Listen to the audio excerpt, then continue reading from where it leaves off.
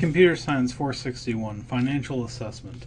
In the last lecture we looked at cost estimation, and the COCOMO model is an algorithmic cost estimation model. Today we're going to look at it from the financial accounting side and look at how MIS does things and financial assessment. Now, I'm not saying you have to be an accountant, you definitely don't. But you should be aware of what accountants do and how they think, because they play a major role in the organization and help determine what projects actually get to go. So, how do you justify IT projects to management? Well, one is statutory requirements. If the law says you have to do it, then you have to do it. That's certainly a really strong justification. Improves customer service. Impacts customers or citizens from a government standpoint. Does it re-engineer a process to make the process more efficient? Does a particular part of the organization need it? For example, if the medical school at UH needs something, then that's a really strong justification for going ahead and putting that project together. Is it a low-risk undertaking? A lot of times management will accept that you can proceed with a bit of a vanity project if it has very low risk and has the possibility of a pretty decent reward. Experience and past performance. Has the organization had good luck with this type of project before, and has that project performed? Are there funding requirements for it, and how far you are along? Are there additional funding sources? For example, from academic standpoint, is there a possibility of getting a grant if you were to make a demonstration model of the particular system? Financial return on investment, that's what we'll be talking about today, and competitive advantage in the marketplace is also a good justification in business. Porter's 5 forces or Lovett's model can help you visualize competitive advantage and how you move within the marketplace. So for assessing financial feasibility, IT can play a strategic role in the organization and tactical role in the organization, and it has value to the organization that's oftentimes not realized. So how do you know when it's worth it to invest in IT? Well, one of the ways from a financial standpoint is to use things called capital budgeting models. Now, the textbook Laudon and Laudon, which is a really good MIS textbook, has 6 models. And the 6 models they discuss and that we'll take a look at today are the payback method, accounting return on investment, cost-benefit ratio, net present value, the profitability index, and internal rate of return. So where do the numbers that go into these models come from? Well, cynics might argue that you make them up, but in general they can be well-educated guesses based on improved productivity estimates or the jobs you will eliminate through the new system. They could also be for expected sales if you're selling a product. In that case, you'd be well advised to use the analogy method. For cost, again, you would want to use some type of estimate, and perhaps COCOMO or Parkinson's law could be used to obtain the cost.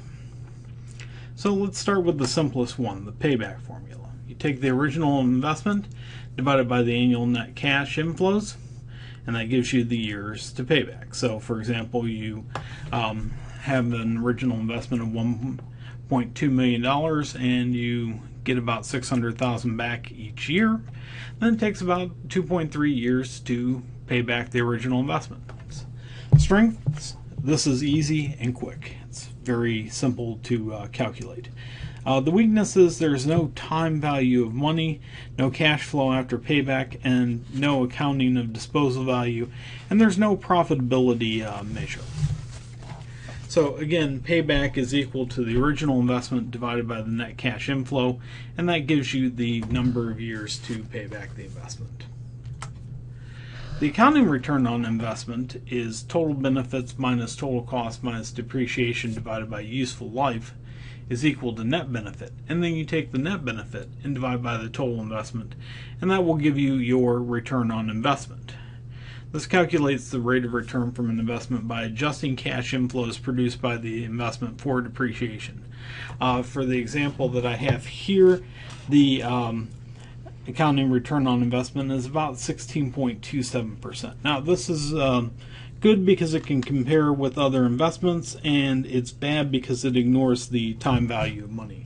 Certainly a dollar 10 years ago was worth more than what a dollar is today. We haven't gone through a period of deflation. In fact, it's been inflation for quite a long time. So basically money is worth more in the past than it is in the present. Net present value does take that into account, and basically you have a payment times 1 minus 1 plus the interest raised to the minus n divided by the interest, and that will give you the present value. The present value times the expected cash inflow minus the initial investment gives you the net present value. So here's an example where we have present value of 1.8 million, initial investment 1.2 million, net present value is equal to 1.87 million minus 1.2 million.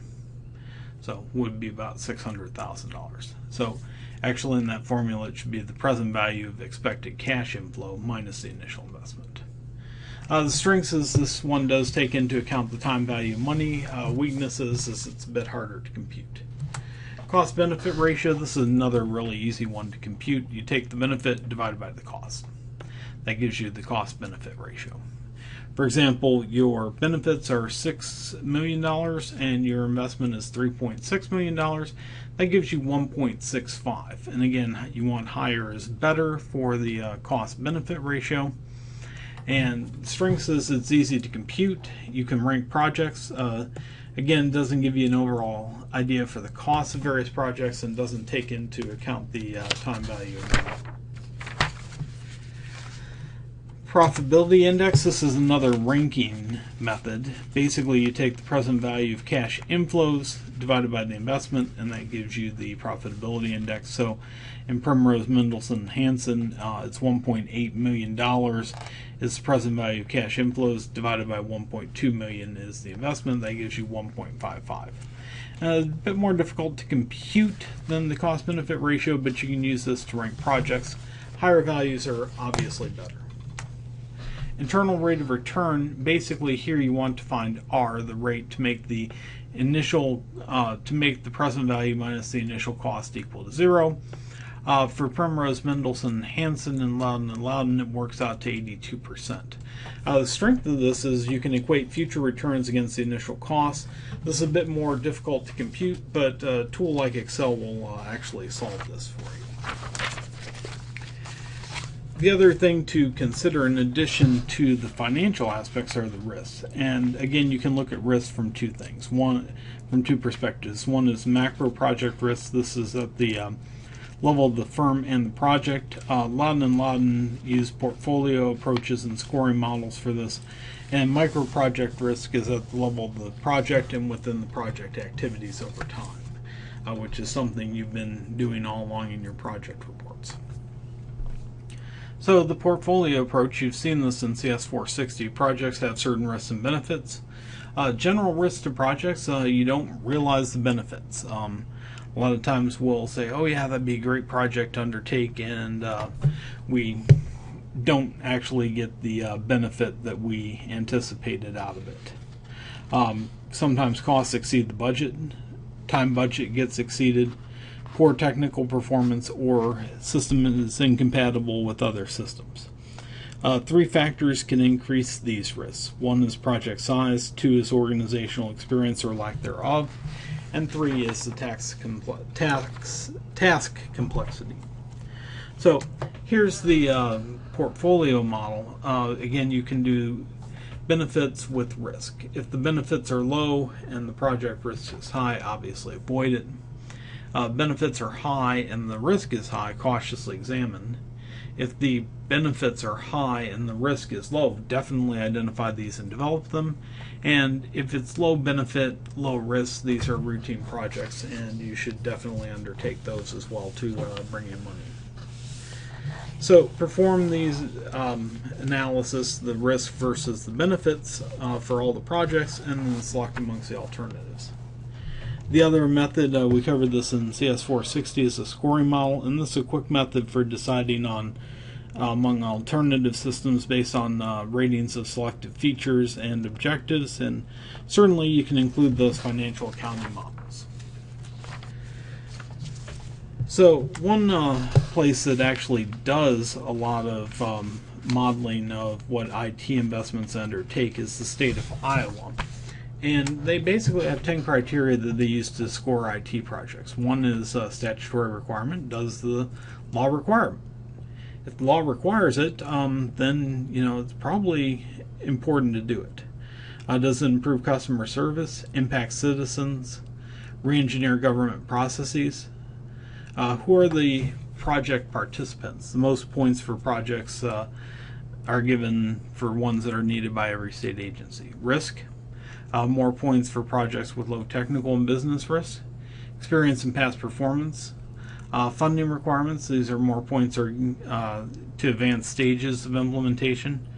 If you have cost sharing, you get additional points, and then the financial return on investment. So the higher the return on investment, the more points. And so here's an example scorecard that I would put together. Now this is about 10 years old, but this is Electronic Tax Administration. They requested $521,000.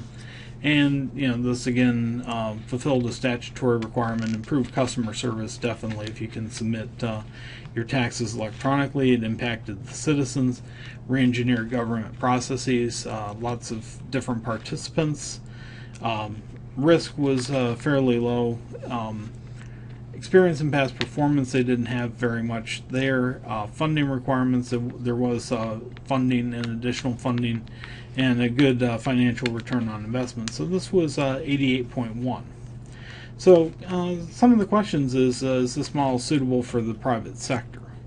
And are there any drawbacks to it? In terms of is it suitable for the private sector, I'll let you be the judge of that. In terms of are there drawbacks? A lot of agencies don't know why they're required to provide all this data, and there is an absence of audits within the system to see whether or not they actually carried through on what they promised. Okay, so that's it for financial assessment.